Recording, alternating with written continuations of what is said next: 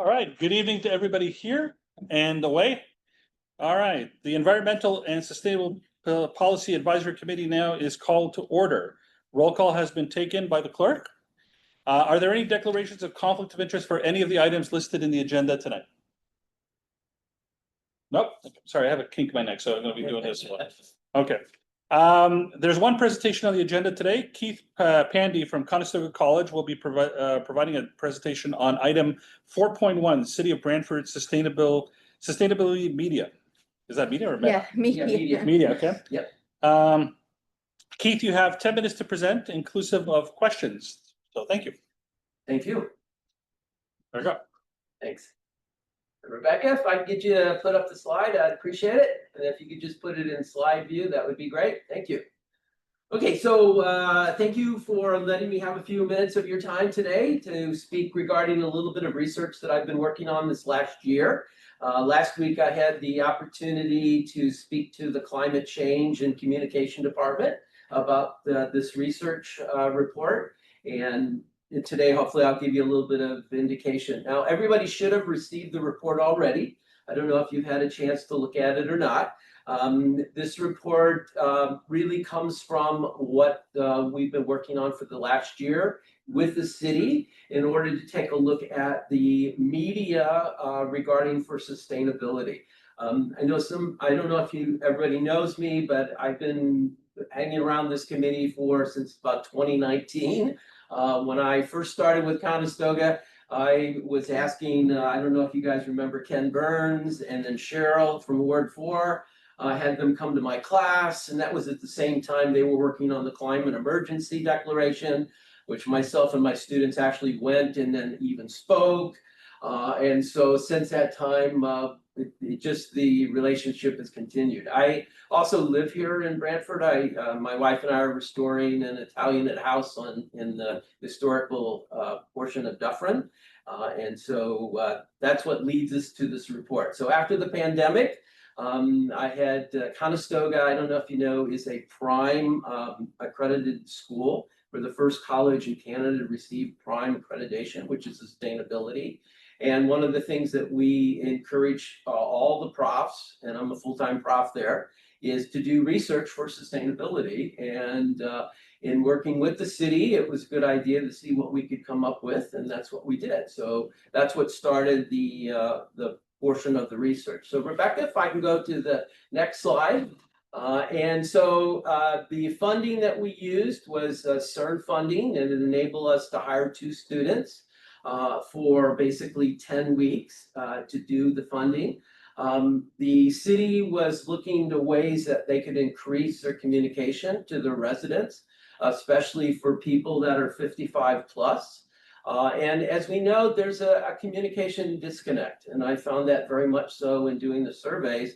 You know, we do a lot of sustainability, but a lot of people have no idea what we're doing or how we're doing it or when we're doing it or whatever. So anyway, so therefore the research was really to look at some of the assumptions the city was making regarding media communication and to see what the validity was. And to see if there's anything that we can do better, right? So since we were focusing on 55 plus, we actually did this old school. When I used to do this marketing research in the olden days, we'd do it by hand, by person, and that's what we did. And so literally, we did surveys, 405 surveys, one-to-one here in Brantford. Rebecca, if I can go to the next slide, please. Thank you. So basically, the research, all portions of this process was not only reviewed to the Ethics Review Board, but all through the City of Brantford and through the City of Brantford Legal. So everything that we did, whether it was surveys, questions, how we did it, who we talked to, whatever, was approved through 50,000 different levels of bureaucracy. So anyway, I was fortunate enough to have 2 very good students actually that helped me. Matter of fact, one was a dentist that had moved to Canada, and of course her certification doesn't work here, so she's looking at moving into a different area. But I was lucky to have her on my staff, and they both did a phenomenal job. So I had them for 10 weeks in order to do the surveys. The surveys were done in person. We wanted to make sure we had complete surveys. We wanted to make sure that we also had any input from people, because one of the sections was things that people were thinking about. Although that was a little dangerous, to be honest with you, because I had so many different comments that it turned out I had almost 400 different comments from you name it, right? So anyway, so Rebecca, if you could move the slide. Thank you. So basically, if you've had a chance to look at the research was really broken into 3 parts. The first part was we took a look at some of the media campaigns for sustainability for the last 5 years for the city of Brantford. So there's the first section is that. The second section, which is the primary focus of the research, is really the survey. And our main focus was people 55 years of age or older. Okay, and we wanted to make sure that we found out how they heard of it, what were they doing, what were they involved with, all sorts of things for sustainability. And then the third portion we wanted to throw in to see maybe what some other cities were doing of similar size across Canada, and to try to find out, is there anything unique or different that other cities was doing for sustainability? And those are my 2 students on the screen. So anyway, Rebecca, next slide, please. So anyway, so the primary research question was, are we effectively communicating our sustainability efforts to age 55 plus residents within our city? So that was the main question that we had asked ourselves. How are we doing? Okay. Next slide, please. And we wanted to make sure that we found out what we could do better, right? So the survey really, with the help of the city, and I must, especially Rebecca, I got to thank her very much. When you do a survey anywhere, you need approvals and all that set up. And Rebecca did a phenomenal job of helping me get those set up. We set up, first of all, farmers market, because September it was nice and warm, the weather was great. But we knew that going into October, November, the weather would change, which of course it did. So we also then moved to both of the libraries. We did a little bit at Wayne Gretzky, and we also did at Beckett, the adult center. So there was a wide variety of locations. The farmers market, we found a lot of people would just want to get in and get out. On the other end, the Beckett Adult Center, all they wanted to do was talk. So it was sort of the reverse. So we really found out that the libraries were the best places, and especially St. Paul's was perfect because they put us in the front entrance there.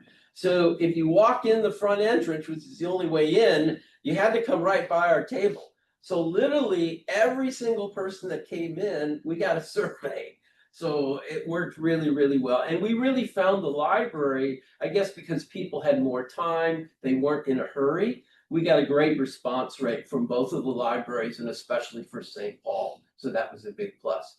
Next slide, please, Rebecca. So we completed 405 surveys, which I thought was phenomenal. I was hoping maybe we get 200 surveys, and we got over 400. Our demographic breakdown was 59% were female, 41% were male, 89% was over 55, and 97% lived in Brantford. The other 3% was basically Brant County. Okay, next slide, please. So the first aha moment was, we were shocked, my students were shocked. No one knew what sustainability even was. It was unbelievable, like almost to a person. I mean, us, when we deal in sustainability, and I teach sustainability, right? So I live this every single day in business and operations. My poor students, almost to a person, had to explain what sustainability was, because the surveys and everything had to be pre-approved before we went out. If we had tested them first, which is normally the way you do it in business, the way I've always done it, we would have found this out. So that was the first aha is, you know, we use the term sustainability all the time, and knowing what it is, the people in our community, especially 55 plus, they do not. Okay, next slide, please.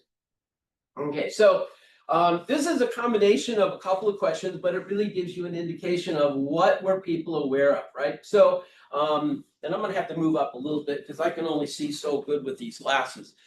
Anyway, so these questions were, what are you aware of, right? So we took a look at sustainability initiatives, the SPAC committee, the green bin, sustainability information on the city's website, and the climate action plan. And as you can see, the only thing that people really were aware of, and 1 means they don't know very much, 10 was they're very aware of. Okay, so when you take a look at the only item that they were really aware of was the green bin, which actually is not surprising because we all got a green bin. We physically got a green bin and a little kitchen thing, right?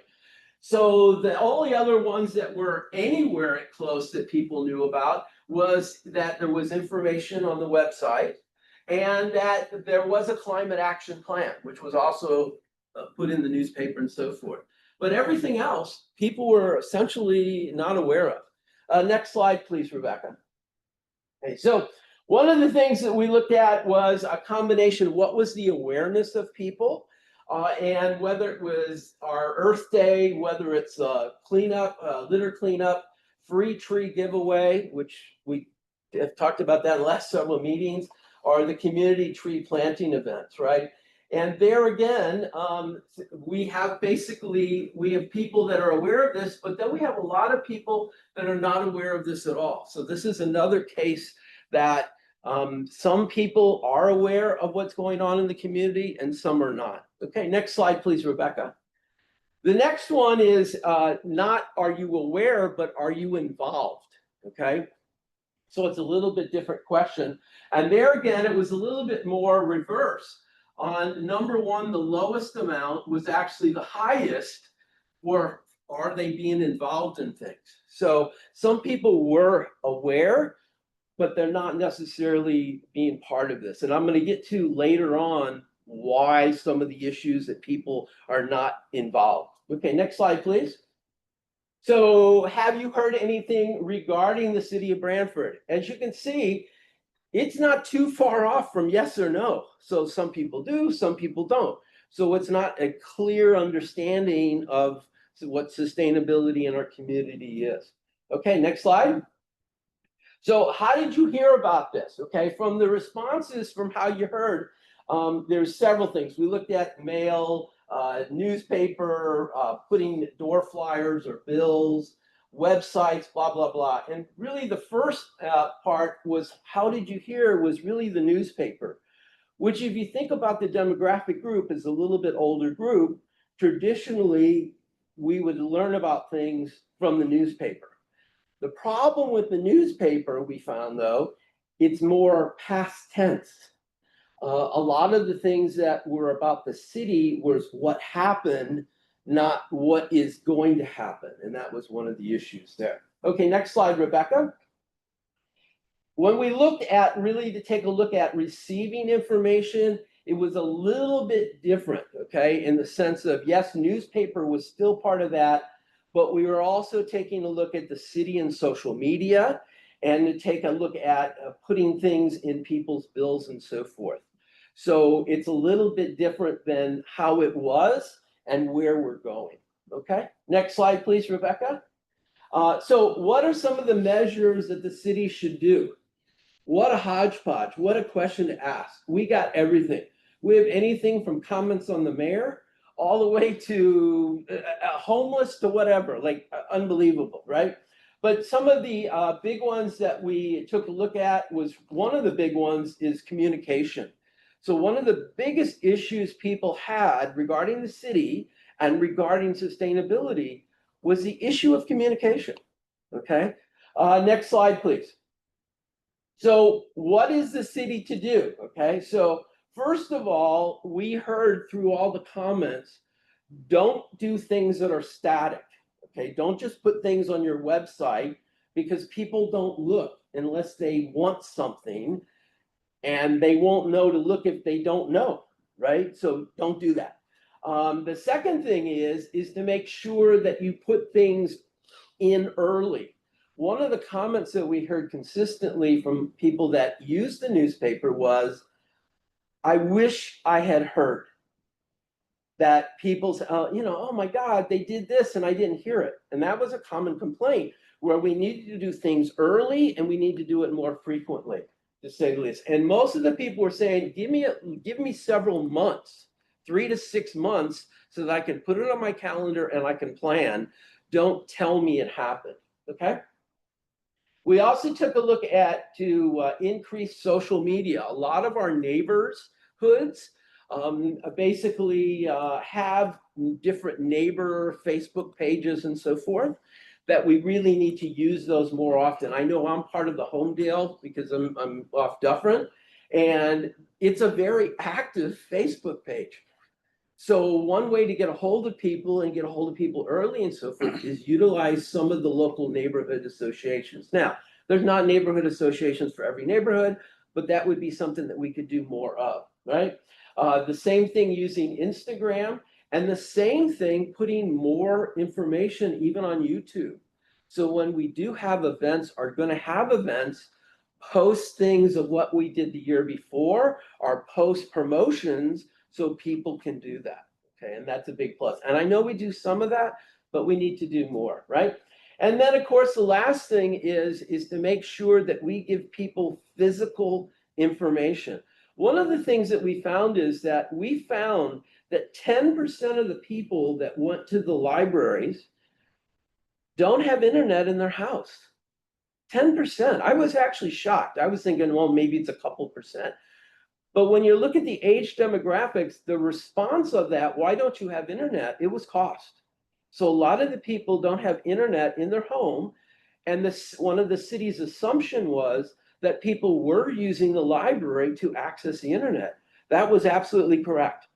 And so that was what we found out by interviewing people. So people do use the library. The people that are using the library said they would like more information available at the library, whether it's posted and so forth.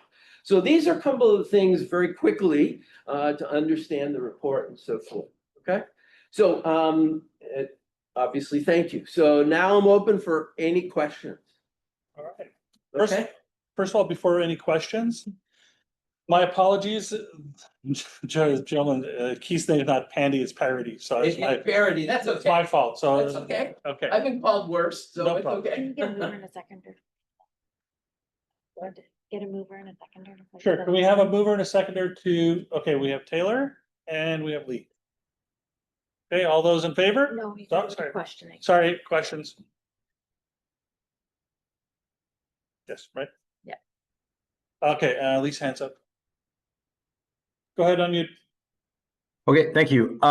Just a couple of questions. Very, very good report, firstly. Thank you very much. Have we looked into, would there be a cost associated with upping the postings on social and YouTube, or would that be volunteer or city driven? Or would that come out of our budget to have to find somebody part-time to do social postings in addition to what we already do?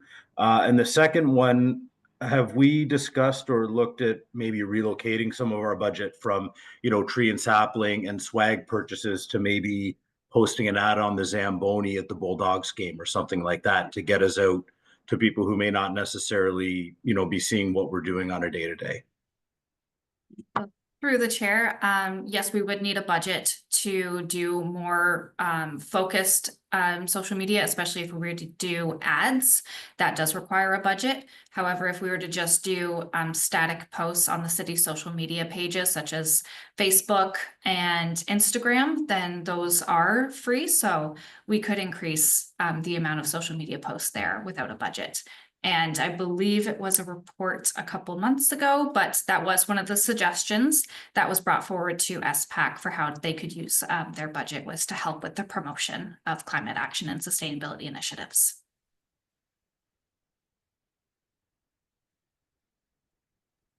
Anybody else? Taylor. Taylor? That was really great. Thank you, Keith. That's a lot of work, and I think it's very telling, especially when, if the work that the city's doing when it comes to communicating about sustainability efforts within the city. If it's only going to a younger demographic, we are not serving our older folks enough. I am curious, obviously this is being presented to us right now through SPAC, but is this being taken to other city departments and the people who actually make the decisions on how things are communicated about these projects? Well, like I mentioned at the very beginning, I did present this to the Climate Change and Communication Department last week. Okay. Rebecca, maybe you can go in and explain. I know this report was being forwarded on. I believe I forget who you said you were forwarding this to, but. So through the chair, yes, as Keith mentioned, the presentation was brought forward to climate change staff and communication staff. So now we can use this research going forward to help tailor how we go about communicating these sustainability measures with the 55 plus group, as well as the community as a whole.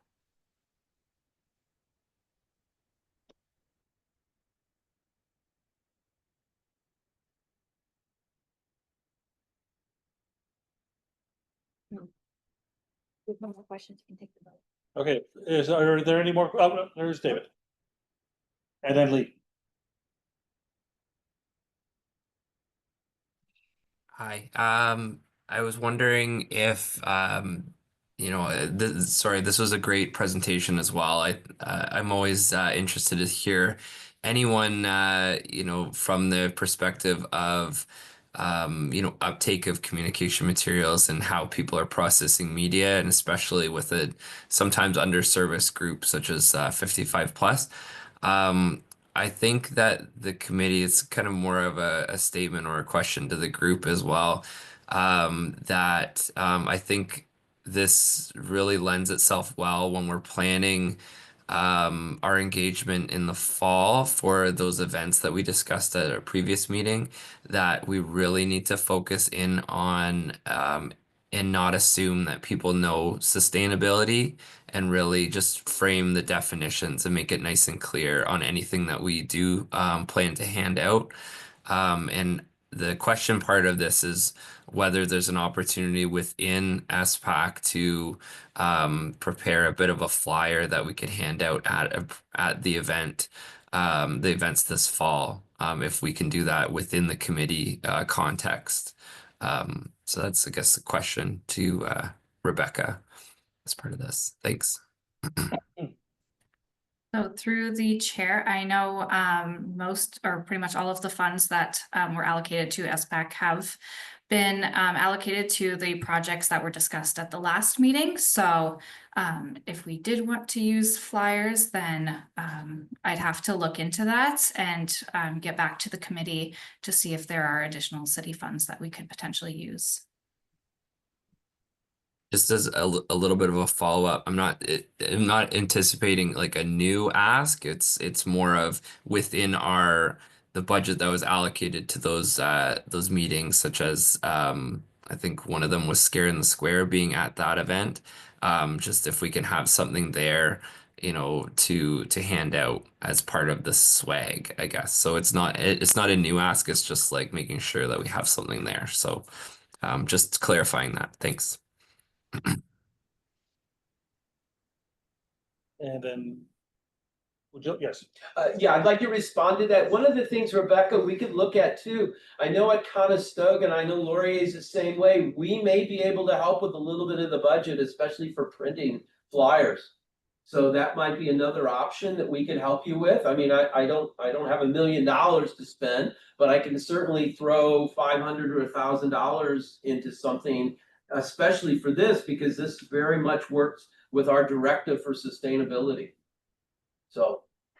And we do still have a lot of the materials that were purchased in previous years, and we can use that opportunity to just talk with the community members and engage with them that way as well. And we can definitely look into having some flyers as well. Because I really agreed, like one of the aha moment for me was I couldn't believe no one knows what sustainability is. Like that came out really, really clear. So our committee, that's what we are. So it would be really a big plus for us to educate our community. So anything that we could do about that would be a huge plus. Okay, I know Lee had his hand up. Yeah, actually, and it's funny because David, you kind of asked the first part of my question. So it was going to be, are there additional funding options available to us through the schools or local donations? And we had talked earlier about using high school students maybe for their volunteer hours at these events. But now, given what was in the presentation, do we maybe see a better opportunity to reach out to the retiree community in a volunteer capacity? So like for like at some of these events, seeing seniors talking about sustainability and opening those conversations instead of, just teenagers as well.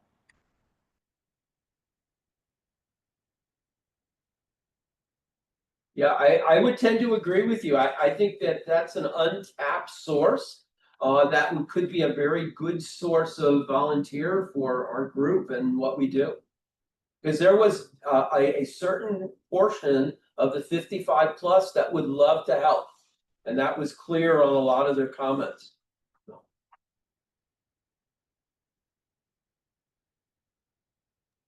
Thank you. Okay. All right, if there are no other questions, we'll go to vote. Okay, those in favor? Okay. That passes? Good. All right. Our next item on the agenda is the 2025 Green ER Awards nomination review, the financial impact for 2025-159. That report, sorry, my bifocals are shot on this one here, so I apologize. That report 2025-159 titled 2025 Green ER Awards nomination review has been received. I'll need a presenter. I'll need blank to be presented. So the motion. So, yeah, so we'll get staff to do an overview and then she's gonna give us some options to fill these blanks in. Perfect. So we'll get staff to. I need to move her in. I'll need a mover in a second then. Okay, Lee and Taylor. Thank you. All right, Rebecca. Right. So through the chair, we received 3 nominations for the Green ER Awards. And just as a refresher for everyone, these awards are presented annually from the SPAC committee, and it is basically to help promote and encourage and congratulate those who have done a lot of green and sustainability work within our community. There are a number of different categories that people can be nominated for. As a reminder, they are the Lifetime Achievement, the Green Nonprofit, Green Business, Greenest Family, Environmental Volunteer, and the Young Environmental Champion Awards. And every year, once SPAC has decided who the winners are presented at a city council meeting, typically around Earth Day. So as I mentioned, this year we did get 3 nominations for 3 different categories. The first one was Daniel Astley for the Environmental Volunteer. Then we had Brianna Leader for the Young Environmental Champion Secondary Age. And then lastly, I apologize in advance if I'm mispronouncing this family's name, but the Ramea family for the Greenest Family. Members can find the nomination submissions as in the appendix, as well as the evaluation criteria. So once members choose the winners for the Green ER Awards this year, they will be presented at the City Council meeting on May 27th. Okay, any discussion? Sorry, I apologize. I was a little unclear. Do we have to select one of these 3? So through the chair, you select a winner per category, as long as they meet the evaluation criteria.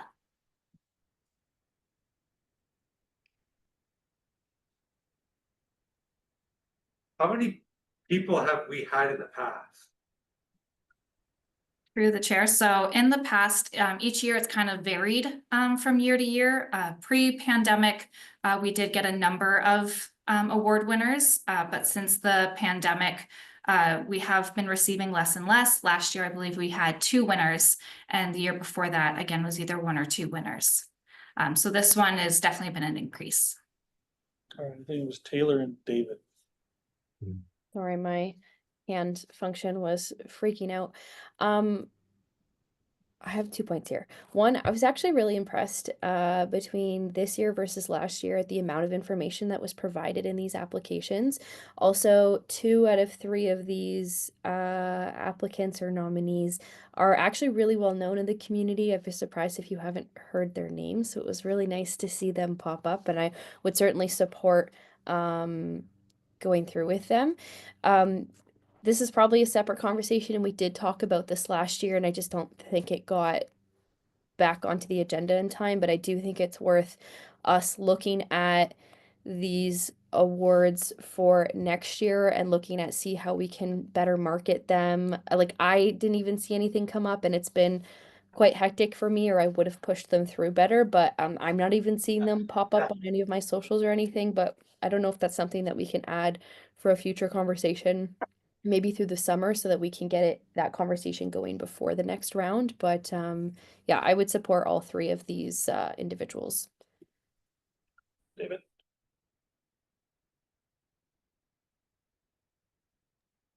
Thank you. I was also quite impressed with the individuals that did that were nominated for these categories, and it is nice to see that we do have individuals in separate categories. The yeah, the quality of the applications was great. There was lots of detail there and lots of great waste diversion initiatives, especially from Daniel and Brianna's nomination forms. So certainly, absolutely, would support both of them, especially for their initiatives with the little free hamper programs. It was also really nice to see for the volunteer award that the individual that came forward was a multi-year environmental volunteer, and it's I think just I think if we have an opportunity to say something to that effect, it's nice to see sustained effort at being environmentally conscious. So I applaud those efforts. And then the family award as well. I think it was really nice to see the care taken in preparing the nomination and identifying not only just things that can be done around the house to improve environmental sustainability, but also that the individual is taking it one step further and promoting it to family and friends. And I think that's exactly the kind of environmental championing that we like to see. So wholeheartedly support all 3 of these nominees. Thanks. Okay, so with that, okay, so that we'll go to vote then. All in favor? Do the Oh. check for Sorry, clarification, all 3 nominees. all 3 nominees, sorry. Okay. We're gonna be voting for all 3 nominees, so all in favor?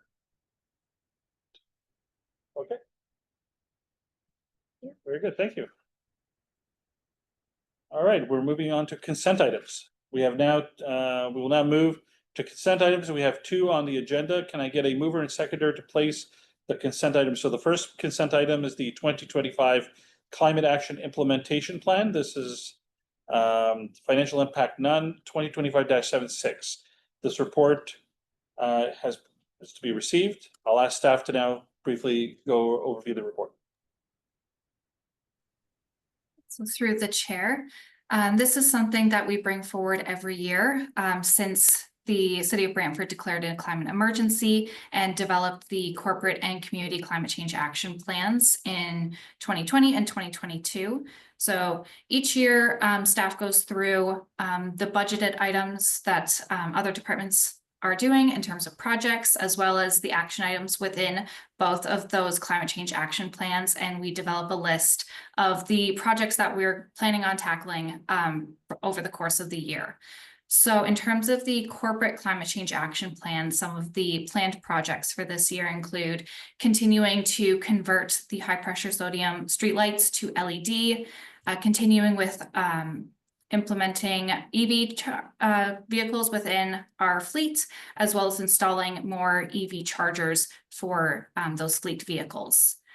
We also are looking at some energy conservation initiatives, such as installing BAS systems within city facilities, developing a natural asset inventory as part of the management plan, continuing with expanding our urban tree canopy. We're also hoping to develop an invasive species management plan, develop a climate change action plan, and then ultimately updating our corporate climate change action plan, since that has now been in place for over 5 years.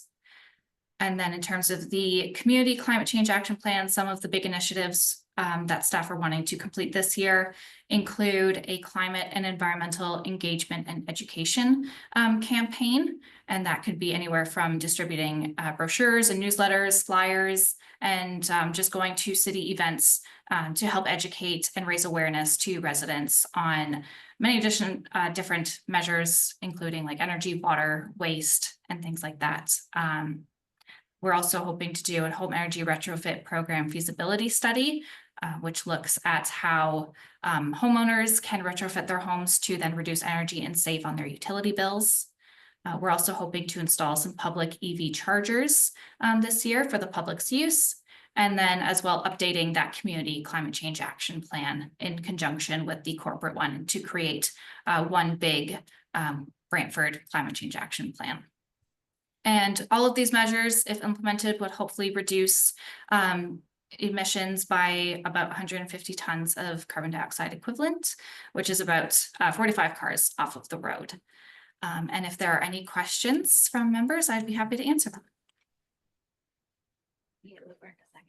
Sorry, mover and a seconder first. Taylor? Need a seconder. Sorry, okay, sorry. Keith, we got you there. Okay, so now, any questions for Rebecca?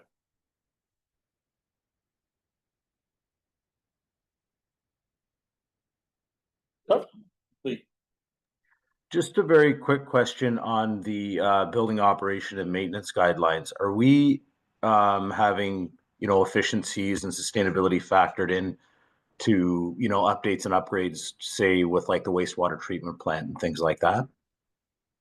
So through the chair, yes, the building operations and maintenance standard would include measures like that, such as like unoccupied setbacks, temperature setbacks. We also did complete an energy audit at both water and wastewater facilities that did also look at measures like that. So we'll take the findings from that study and then incorporate it as well into this overall building maintenance standard to develop those setbacks and hopefully create that overarching standard.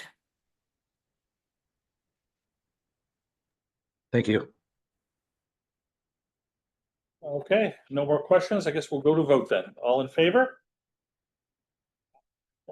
Yeah, I'm opposing it. You're opposing, okay. All opposed? There you go. No abstentions?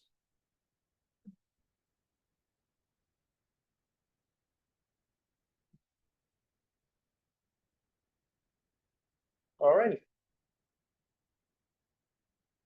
Okay, our last consent item is the minutes from December 12th, 2024. This is because of lack of quorum issues where we didn't have meetings in between. So the minutes 5.2.1 Environmental Sustainability Advisory Committees, December 12th, and then the next one 5.2.2, which was our SPAC meeting on March 6th of 2025.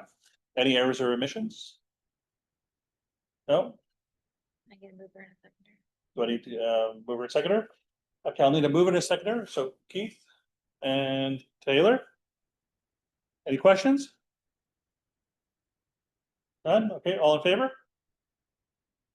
Okay. Opposed? Carries. Okay. There are no resolutions, but there are notices of motion. So I'm gonna stop for a moment here just to be with this. All right, so there is one notice of motion on the agenda today, and this is to deem Kiana Ferrera's seat on the committee vacant and to have the appointments committee advertised to fill the position. If we can have a 2/3 vote to waive the procedural rules, we can deem this urgent and have this passed as a resolution tonight. Otherwise, this will have to come back to this committee at the next meeting in April as a resolution. Can I get a mover and seconder to waive the rules to hear the notice of motion as the resolution states? That section 15.11.5 of the chapter 15 of the City of Brantford's Municipal Code be waived in order to introduce a resolution without prior notice of motion. Okay, we got Taylor and David. Okay. Any discussion? So this discussion is purely on waiving the rules. This is a discussion purely on waiving the rules. Okay.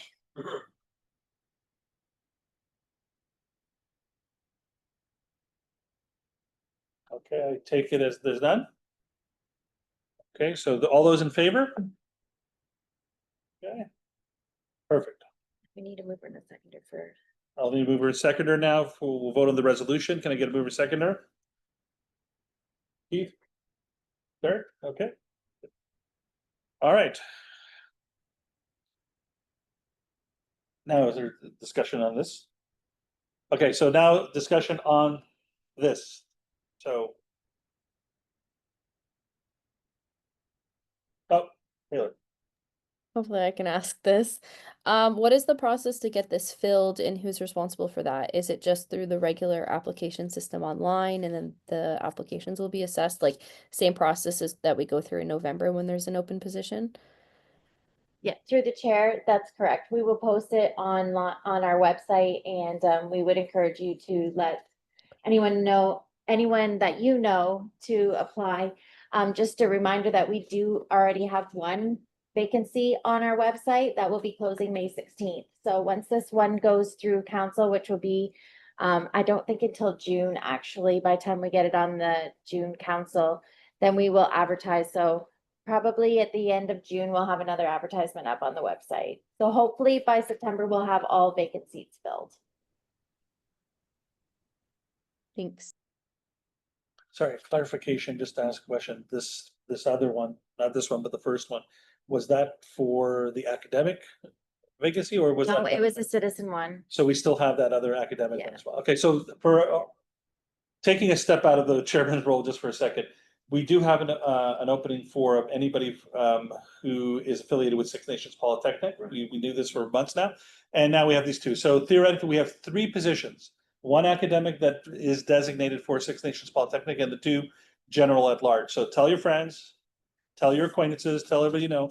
And if anybody knows anybody at Six Nations, let them know that they have that sitting spot they've never filled, that they should fill it. All right, so we've had the conversation. There are, Lee? Thank you. Given what we've heard in the report earlier in this meeting, do we have any non-technology friendly ways of advertising these positions to those in the senior community and without access to internet readily? That's a good question. There's in the library. Yeah, the big thing that we could do is put something up in the libraries and at posting it. So. I don't know if I'm allowed to ask, but I know that most city councilors have their newsletters. Could we call, You can do that too. we could speak to them maybe to be part of it? Yeah, through the chair, you can definitely reach out to the counselors. We also encourage them at the council meetings to announce it during their ward updates if there's any vacancies on any committee. So yeah, there's definitely some options we could do. All right. All right, so with that, there are no more questions. All right, then we'll go to vote then. All in favor? Yes, okay. Bless you. Excuse me. Okay, so let's see, I'm almost there. So the discussion, okay, so we vote all in favor. Before I do adjournment, are there any questions, feelings, concerns that I would love to put together while we're here?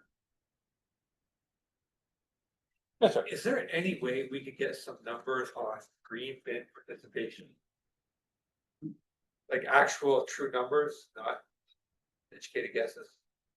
I'd really like to know the amount of people using those green bins, because through my travels, I would say, well, at least in parts of town that I travel in, I would say it's less than 50%. There's Rebecca. Through the chair, yeah, we can speak to environmental services and see if we can get you those numbers and we'll bring it And as. not just numbers of tons being dumped somewhere, like diverted that. I want actual numbers of number of households using it, number of households not using it, and even better, where are those households that are using it? Where are those ones that are not using it? And then maybe we could come up with some sort of plan to target those people not using those green bins. Through the chair, we can look into that and bring a report. Thank you. Very good. Anything else? Any other questions, feelings, concerns? This is the moment. All right, with that said, we'll call the meeting adjourned. We don't have to have a motion for that to adjourn, do we? All right, we declared adjourned at 6:15. Have a very nice evening, everybody. Yep. Have a great May 24. And we'll see you back in June.